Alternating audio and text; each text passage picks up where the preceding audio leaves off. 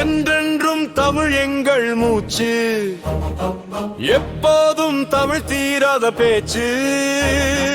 நல்லோருக்கு காலம் வந்தாச்சு, இன்னொரு மொழி போராட்டம் தொடங்கியாச்சு.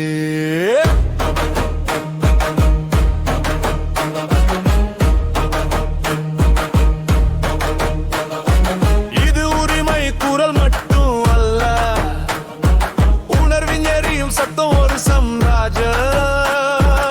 எழுப்பும் முழக்கம் சர்வாதி, தாரத்தை கேள்வி கேட்கும் நெருப்பு.